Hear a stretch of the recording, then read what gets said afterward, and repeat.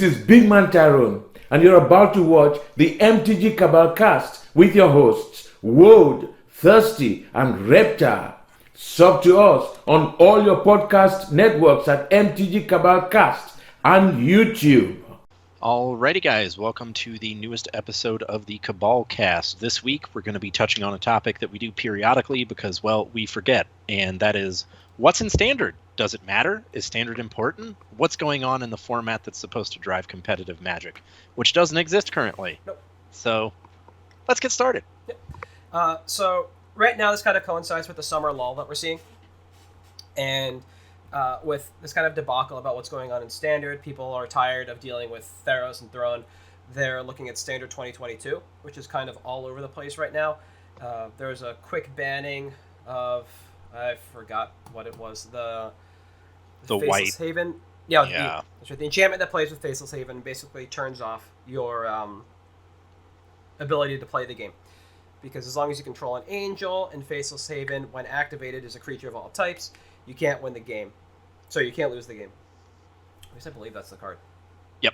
It's Platinum Angel, basically. Yeah. So you put a token on your Faceless Haven, and at end of turn it deactivates, but the counter is still on Faceless Haven, and that means you can't lose the game. So you never reactivate Faceless Haven. Standard 2022 is a best of one format, and so people are kind of cranky about that.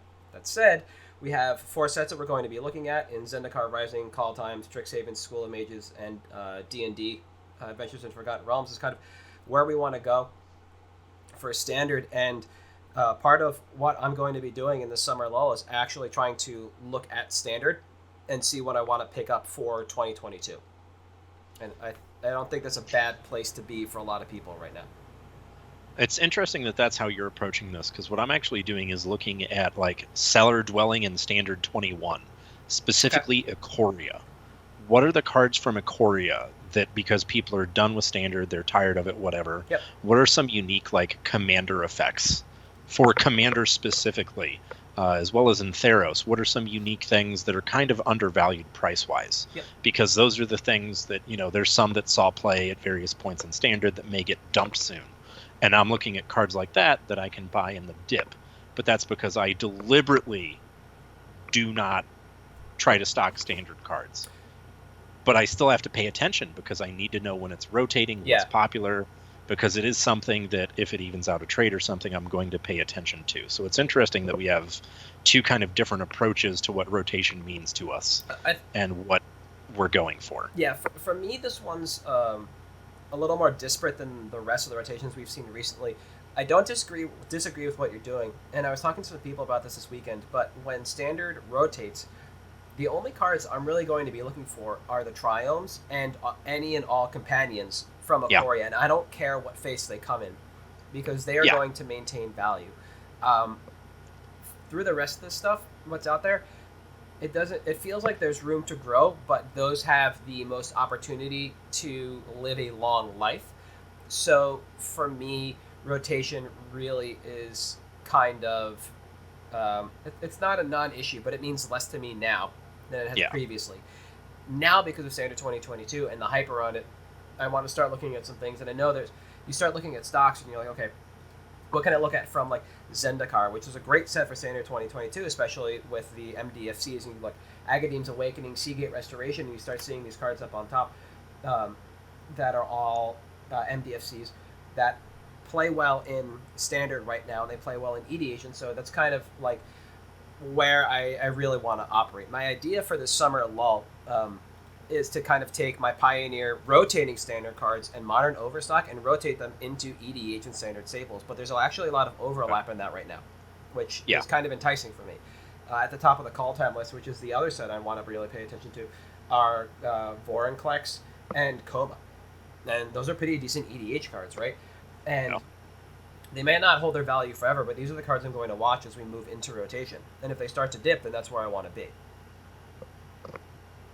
So I think that's also touching. It's important that you mentioned that there's a lot of overlap for that right now, because that's something that we've touched on ad nauseum recently in the cast, is that even while you're doing these things, while you're pivoting your inventory, there's still this overarching philosophy that you and I share of like, all right, but really we want to make sure we're getting liquid stock. Yes. And we want something that's going to fit our client profile. Mm-hmm. And for me, my client profile, like most of the people I deal with don't play standard at all. So that's why I go the philosophy I do, where I'm trying to pick up companions, triumphs, stuff like that. Whereas I may also now be looking to unload anything I picked up that's good in standard 22 from, the DFCs. Because those are actually, even though you're right, they're seeing a ton of play in standard, they're really good in standard right now. Those things are ridiculously liquid. Yeah. Like, I've been very impressed by how multi-format they immediately became. Oh, absolutely. And in the best way. And I think that for me, those are the one card from the 4 sets that we have so far for standard 22 that I'm willing to pick up deep, because they do have that multi-format viability. Yeah. Whereas because there's no standard metagame here where I'm at. There's no shops that do standard. They do modern. They do pioneer. Same. They do pauper. We are out of shops that want to do standard right now. People are looking at modern and sealed, and that's it, because we've been out of touch with paper standard for so long that nobody was really buying in the same quantity they were previously from the LGS, right? So people just don't have the product to put standard decks together. So you give people the time to recoup and kind of come back and buy into the game, and maybe next year is when we'll start seeing stuff come together. It's interesting you said that there's a sealed meta game there, because that's something we don't have. Is that something that usually happens pre-rotation that you found? No. Where they'll pivot to sealed, or is that just a permanent fixture?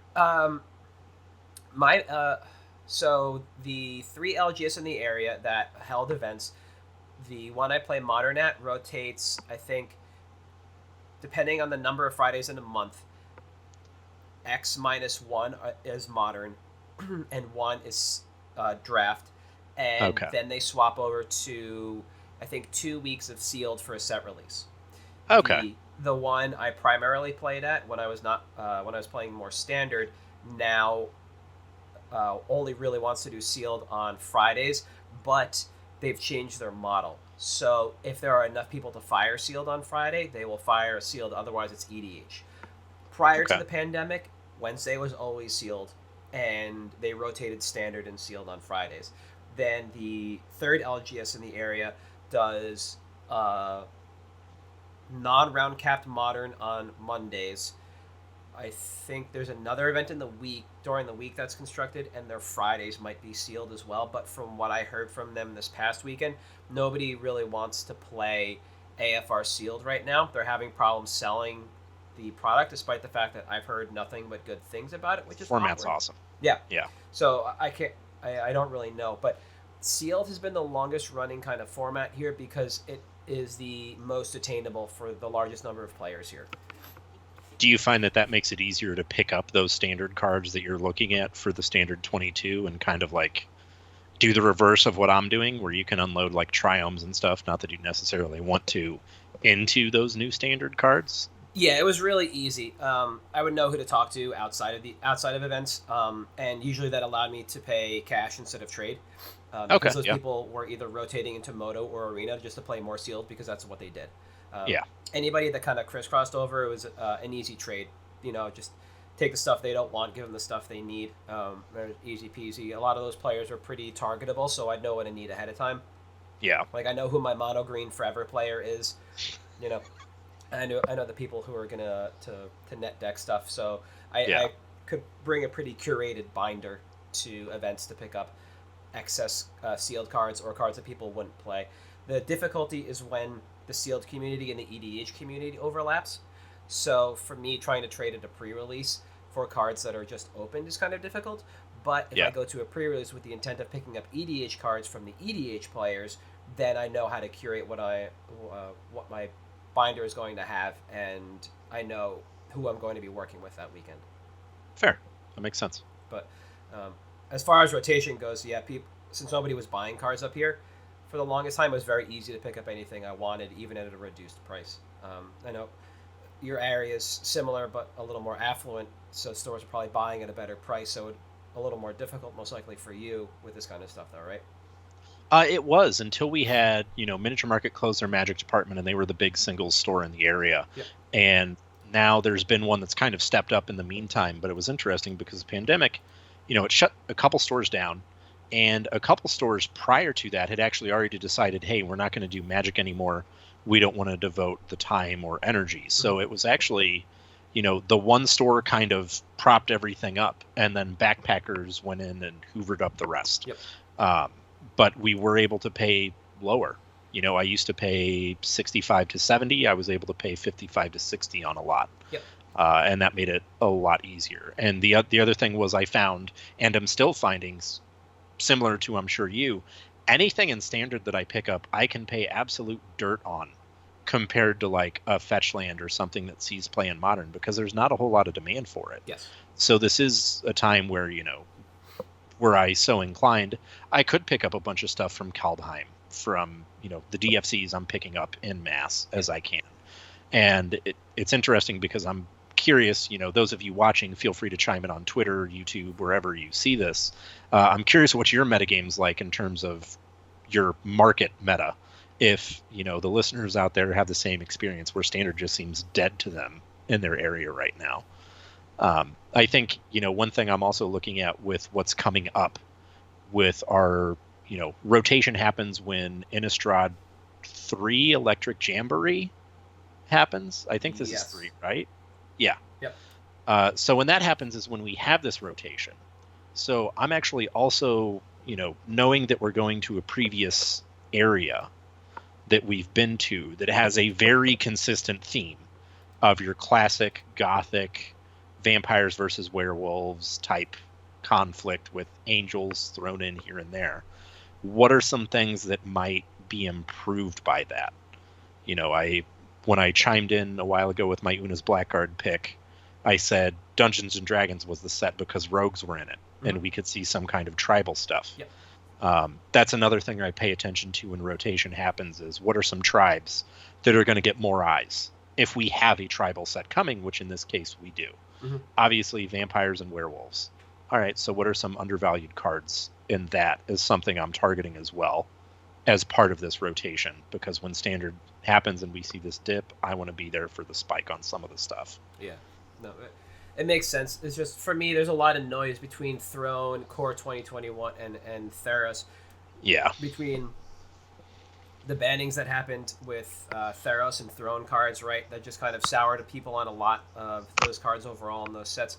Yeah. It seems like it's just really hard to find good homes for a lot of stuff. Like, I was just looking at Theros because I was honestly curious what the most expensive card in the set was, and it's Croxa.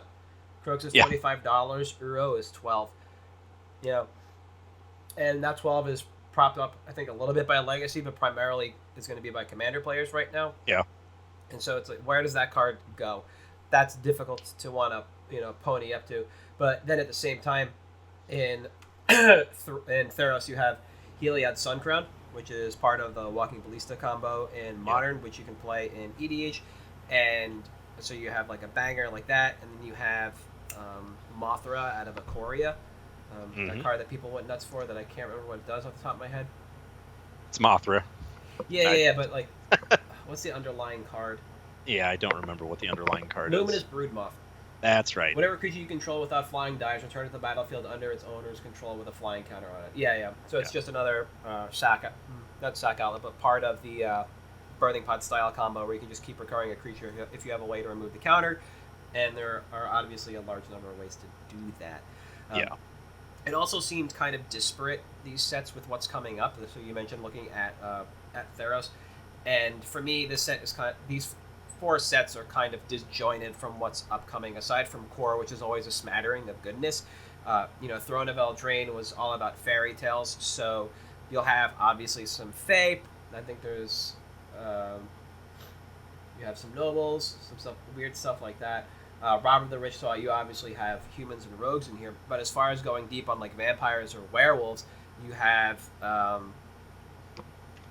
the Ambush Werewolf from Core 21. Yes. Nightpack Ambusher. Nightpack Ambusher. And that's really all I could kind of come up with, aside from Dog Token. Yeah. From Core 2021. Like, to me, a lot of this seemed kind of disparate. But at the same time, you do have some bangers in Core 2021 that aren't just Ugin. Massacre Worm's in that set. Yeah. Azusa is in that set. So those are really, really good targets. Right now, Grim Tutor.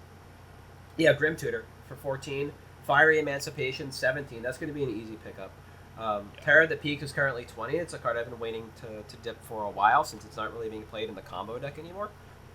That's an easy scoop because it goes straight into EDH. I actually think that Core 2021, if I was going to be targeting a set, might be the one I go after with, or the most fervently compared to the rest. Yeah. Is there one in particular? Okay.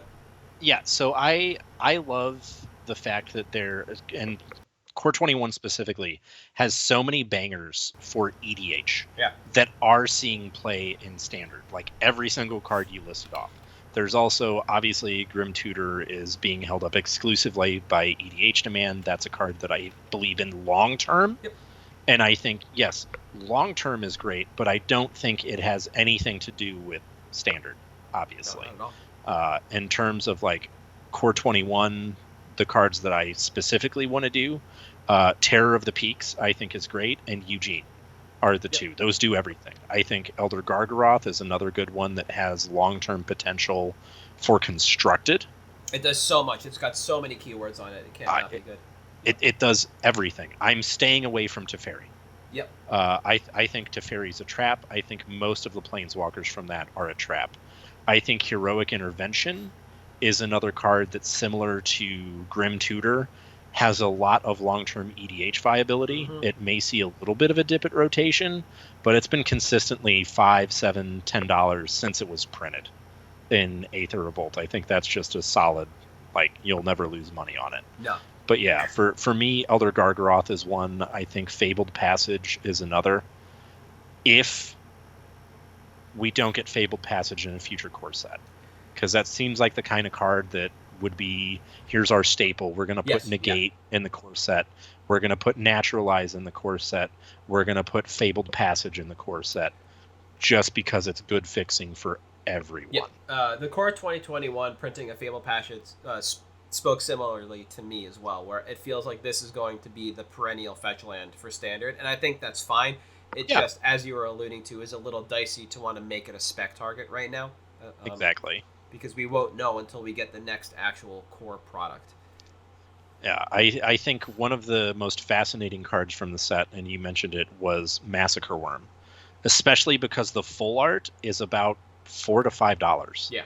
Which is absurd for a card that was $40 before this printing. And I get it. It was only in Mirrored and Besieged, which wasn't a very heavily open set. Nope. Okay, fine. There's still no reason that a chase version of that card, in my mind, should be $4 to $5. I feel like that's one of those cards that should be the buy list for that card. So that's another one that I'm looking at, specifically the alternate art on Massacre Worm. Every other version of Massacre Worm has the same art as well, except for the full art. So it makes it the unique art for it. The Core 2021 has a bunch of stuff that I'd expect to go up in, after rotation.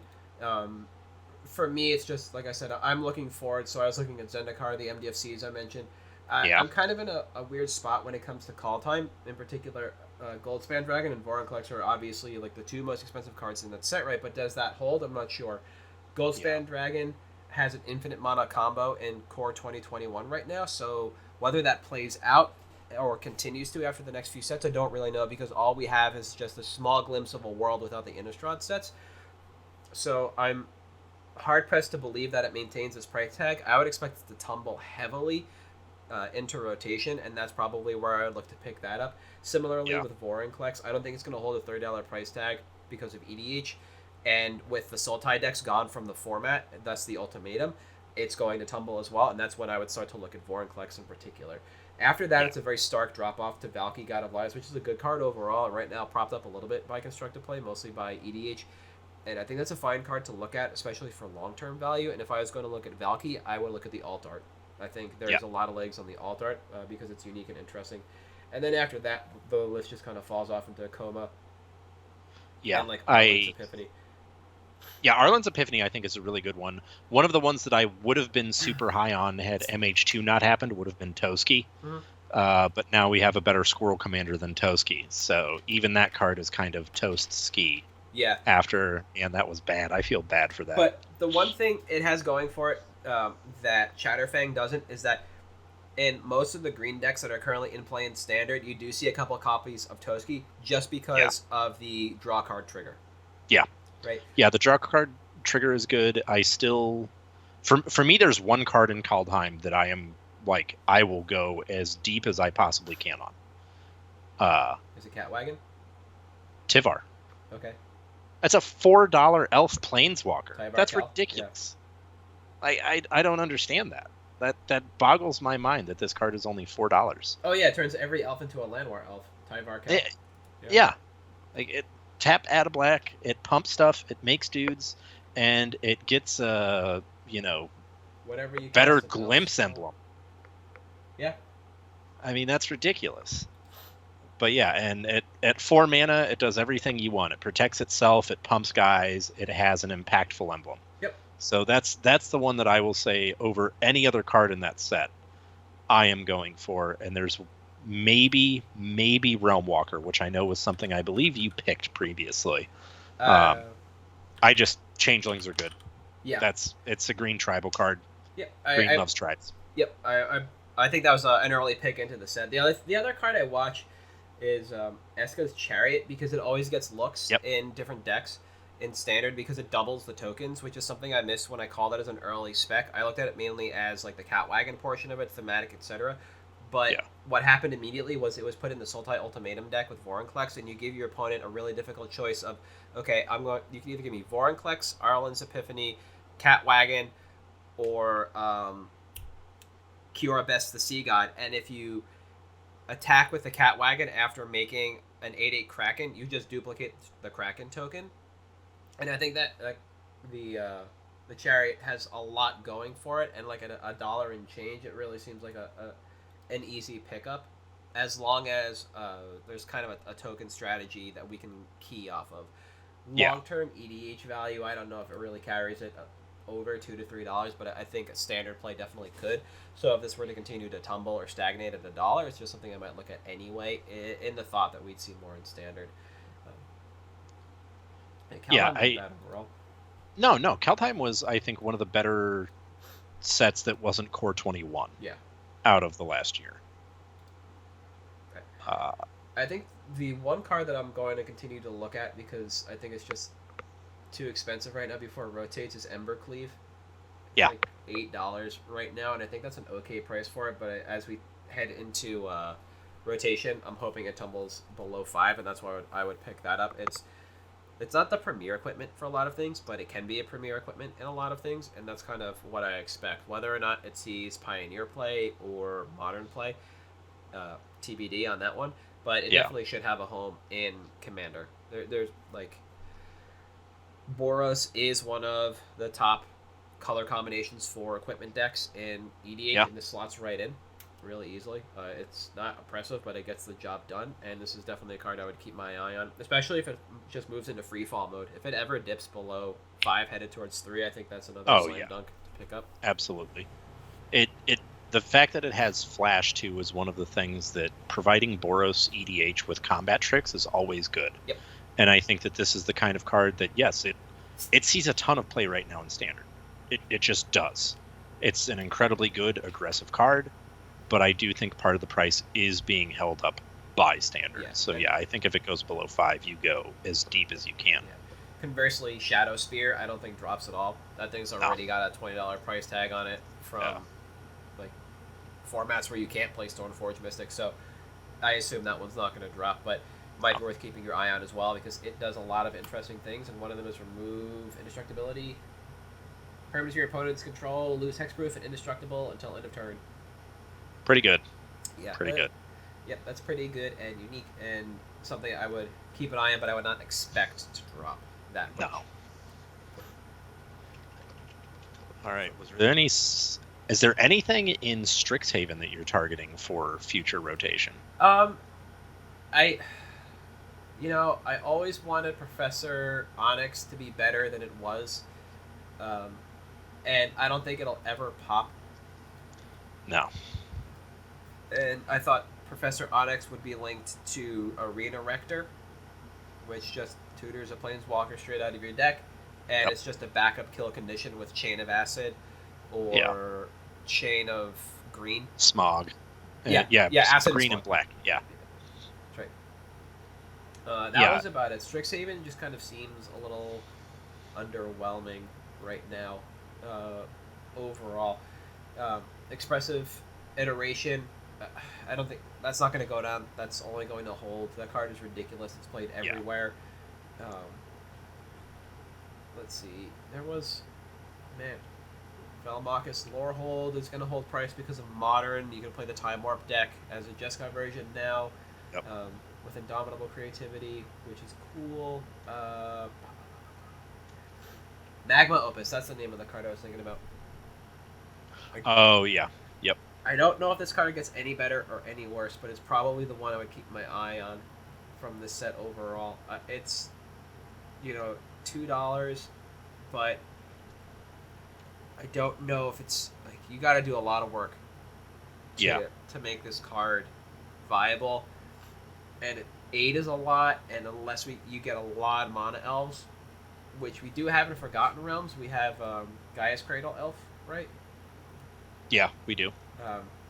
That's the only way I could see. Tyvar Kel rotates, but yeah, that's the only way I could see this card actually being worthwhile. Yeah, that's fair. Circle of Dreams Druid. Yeah, Circle of Dreams Druid. 3 mana, tap, add green for Cradle. Yeah. Yep, and it's the Book of Exalted Deeds is the card I was stumbling over before. That's the card they banned. One. Yep. Yeah. Right, so that's $11 right now. It's part of the it's part of the combo in Standard 2022 that ensures you can't lose the game and your opponent just essentially mills themselves out. Yep. That is a card I would expect to drop off from its price tag, and then you could probably pick up. And it's weird. Might wake up and it's worth $20 again one day. Who knows? Yeah, it hits a couple of weird notes. So it has to go. The token has to go onto an angel, which plays into the tribal theme, and it makes an angel if you gain 3 or more life, which continue to plays into the tribal theme. But it also plays into like the dirtily angel tribal theme. Was it like Sigil of the Empty Throne and stuff like that, where you want to be like just chilling back and gaining life? So this is a card that I can see dropping to nothing and then picking up over time because it just slots into the super casual angel deck, or maybe something weird with Oloro where you gain 2 life in your upkeep. It's just 1 more life on top of that. It can't be that hard to figure out, and then boom, you start pooping out 3/3 angels every turn. So I think it does hit all of the casual markers, and I think that is probably the one card in AFR that I would target would be Book of Exalted Deeds. I think another good one would be the 3 mana Lich that goes infinite with Aloran, but that price would not be upheld by Standard would be the thing. Yeah. Because if the combo is Aloran, it's the one that basically you just adventure with Aloran forever and bounce it using Cavern Harpy, and just kill your opponent. But that would be the only other one I would target, and that would be mostly... I mean, that price isn't going to be upheld by Standard, though, unfortunately. No, people lost their shit when they saw that. That's right, I remember. Rightfully so. Card's great. Oh, yeah. I'm not sure what's going to happen with a lot of these classes. I know Ranger class is seeing a ton of play right now in 2022, and it's been in a lot of videos recently for Star City. So it's got a $6 price tag because of that. I don't know if that holds or drops, but it seems like a lot of the other classes just hovering between $2 and $3, and kind of a lot of them just seem really medium. Yeah. So I don't know if I would actually pay attention or just dismiss them almost immediately. I thought Wizard looked pretty good, but apparently Fighter seems to be one of the next best ones. Yeah.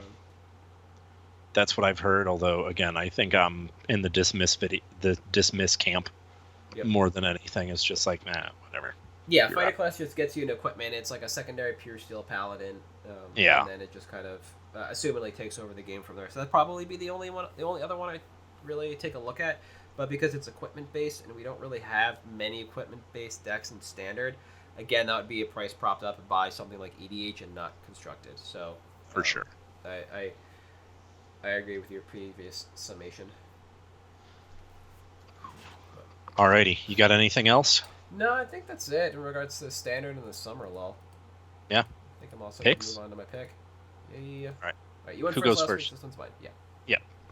All right, so I'm picking Overwhelming Stampede this week. This is a card I've been monitoring since December.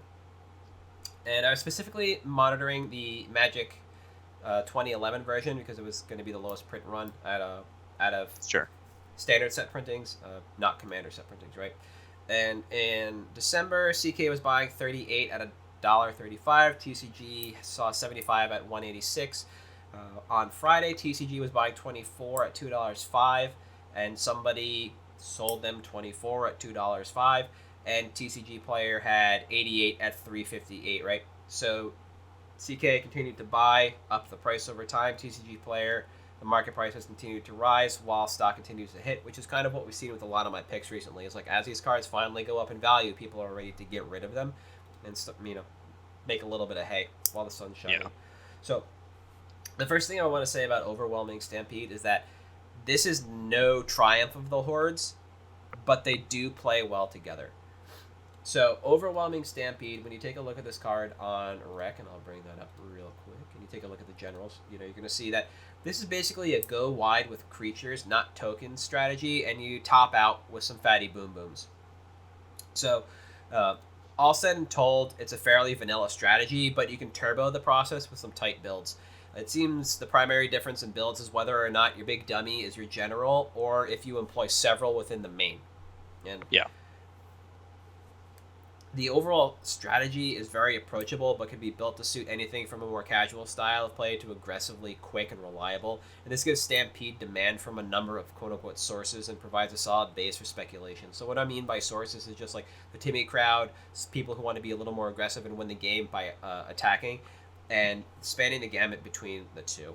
So as there is no prescribed build to best suit Overwhelming Stampede, that means with each new set and giant dummy WotC prints, we add more fuel to the fire that is the demand for this card.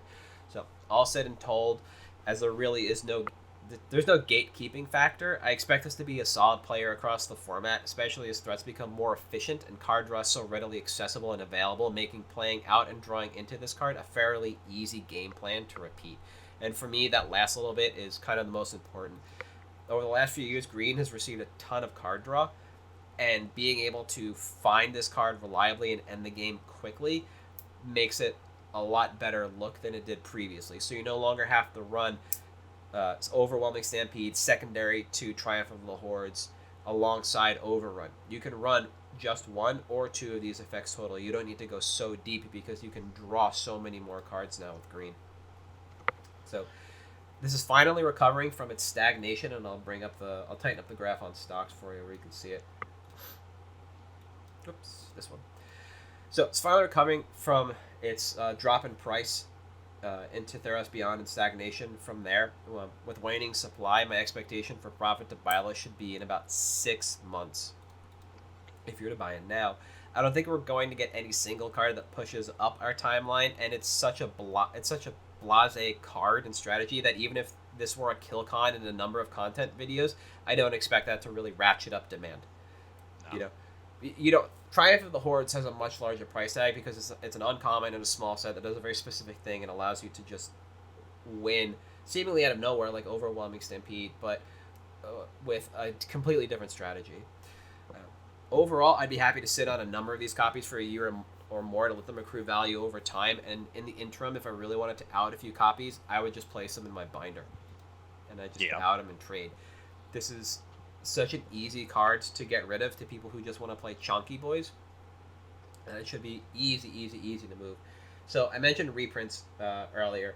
So we have Magic 2011, and then we have Commander 2014, Commander 2015, Modern Masters 2015, Commander 2019, and Commander Anthology, all as reprints for this card. And even during that time, it was still increasing in value. It was really only in August 2019, so right around Commander 19, where this finally just took a hit. Demand just dried. And now we're finally seeing it come back with all these great green creatures over the last couple of years. And like I said, the ability to just draw so many more cards now. And I I think that's one of the important things about this is that win cons like this in green were always great, but it didn't have the support within green to be able to reliably find it without being redundant and running your Triumph of the Hordes, your Overruns, your Overwhelming Stampedes, and having like 10 versions. And now you actually have like your two best versions, Overwhelming Stampede and Triumph of the Horde, and enough draw to support those as being a reliable win condition for those decks. And I think that's why, you mentioned, more creatures that we get, more draw that we get, the better this card is, just by benefit of how Wizards is designing the game now. Yeah, absolutely. It's just kind of surprising in between this card's release in 2011 and now how good the creatures have become and how good this card has become alongside that. And I think a lot of the reason demand was just so low for so long is that this card was so bad for so long by virtue of a lack of efficiency in creatures to play alongside it, that people just kind of set it aside, and that was that. It came in a couple precons, and then hooty hoo, nobody gave a shit anymore. Yeah, it was done. Yeah, sure. All right, I think it's good. I think timeline is solid. I think, the concern would be obviously, but what about reprints? Well, as you mentioned, when you look at the stocks graph, the reprints didn't really hurt the value of the card at all. No. It kind of just maintained and continued to grow. So I think solid choice overall. I'm going in a little bit different direction, but one that's keeping thematically with what I've been doing lately. Staying green. We're going Retro Frame Ignoble Hierarch. Yep. So these cards are not popular. The retro frames, the foils, nobody cares. They would rather, and this is surprising to me, because what I figured was we would get retro frames, everyone would want to foil everything. Yep. Except that now you actually can just old border your entire legacy decks that you couldn't do before, because all of a sudden you have Chalice and all these other cards, and you don't want to foil because your duels will never be foil. So what I am seeing is people do not care about the retro foils. They care about the retro non-foils. That said, prices are tanking on these cards because we're getting more MH2. When Mero came out and said this is an on-demand set, people thought it was bullshit. Like, there's no way we're getting an on-demand set with the way printing has been, with the way supply has been, whatever. MH2 seems to be an on-demand set. We're actually getting regular stock of this at a distributor. So while that's happening, people are still buying up packs, they're still opening up, and you're seeing cards like Ignoble Hierarch, which are staple-worthy cards. The retro versions, so the ones you want for your Eternal formats, are steadily tanking. Yep. So if you take a look at TCG Player, the low right now for Ignoble is $13.75 in the retro frame. The foil is $16. Nobody wants this card. Nobody wants this card in foil. Don't know why. They seem to have largely fixed the foiling. So I'm picking this as a market trend. Your retro border non-foil cards, I think this is signaling, will be the desired version from this set. These will be the ones that people will try to go after, that they'll want a little bit more. Is it twice as much as the non-retro? Absolutely. Does it do the same exact thing? Absolutely. Yep. Eternal players don't care. They do not care. Whatever. You want to trade a 2-for-1 on this? I would do that all day long, because I guarantee you the retro border within about a year will have more appreciation than the regular border on the value. Yep. So if you need these, if you want these, now is the time to pick them out. I think you're looking at probably about a year to profitability on these. So be forewarned, we're in for the long haul with these. But when you have them in a year, you will get your money's worth, absolutely. Mm-hmm. And a lot of this does depend on how events pan out. There have been a few vendors that have pulled out of Galveston, unfortunately, supposedly, so I've heard.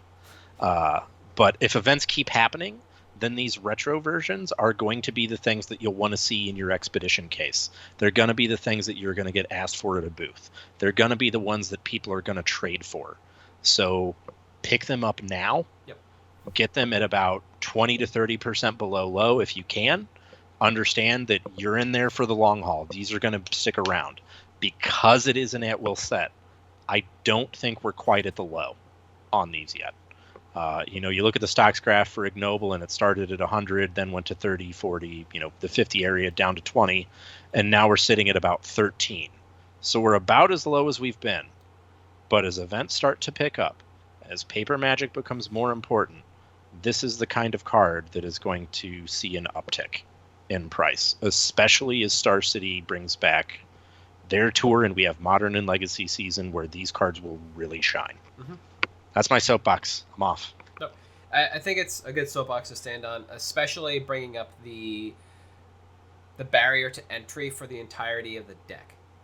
Yeah. When it comes to this stuff, your duels, like you mentioned, will never be foil. I don't know how long ago it was, but when I was reading through dredge primers for vintage, and people were like, "Yeah, I foil my dredge deck," and I'm like, "Cool, I'll just cut to your bazaar and then ding you out of this event via the judge, because you'll never foil 60 of 60, and it'll be a problem, right?" And I had a local ask last week why nobody was buying foil and retro, and there was a bunch of conversation around it. And one of the things that kind of came of it was, look at modern players. Don't even go back to legacy players. You look at modern players, and if they are playing onslaught fetches, those are back up in the range of $50 to $100, depending on what they are. And if they didn't buy the foils when they were in their dip, now they're entirely SOL. So you're chasing down something that you can never finish. You might never finish this passion project. When it comes to EDH players, they're going to want some of these retros, but not all of them. So some of them are going to hold a premium, absolutely, like the fetches. But then things like Ignoble Hierarch are just going to fall by the wayside. And I think it's a lot of these constructed cards that present the best opportunity right now and in the future. There's a chance, I haven't checked the retros for fetches, but there's probably still money to be made there as well. They're not, their dip is not as bad. They're not down 80% the way an Ignoble is, but they're definitely down from what they were at. Yeah, and I think this, like I said, it's a good soapbox to stand in. I think this is a good call out to make, especially for Ignoble, because it's seeing play in a number of places.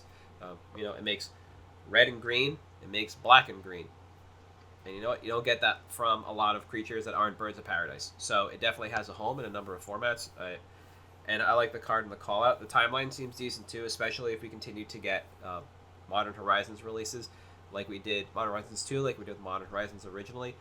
And this is going to be a card in that tradition where it'll be at a price for close to a year, and then once Modern Horizons 2 disappears, you'll know it because all those cards spike. So fun fact, I just looked it up. Today is the lowest retro border Verdant Catacombs has ever been. So there is definitely money to be made on those as well. So, I agree. I like the pick. I like the call out overall for Retro Frame because it just seems to be something that's kind of sneaking along right now. A lot of people aren't really talking about it. They're looking at something with larger optics, but I think this is great overall. Yeah. Anything else before we cut up? Let's do it. All right. Nope. So that has been MTG Cabal Cast for this week, and you can find the podcast on YouTube, Facebook. You can find we have a Patreon at MTG Cabalcast there. You can reach us directly at MTG Cabalcast on Twitter. The audio version of the podcast is on Google Play, Apple Play, Spotify, Stitcher, and if you want to, I think I got them all. Audible? Yeah, that's all of them. Yeah, Audible. That's right. Yeah. There we go. If you want to reach me on Twitter, I am at Halt I am Reptar. You are at Thirsty Sizzler. We'll see you next week.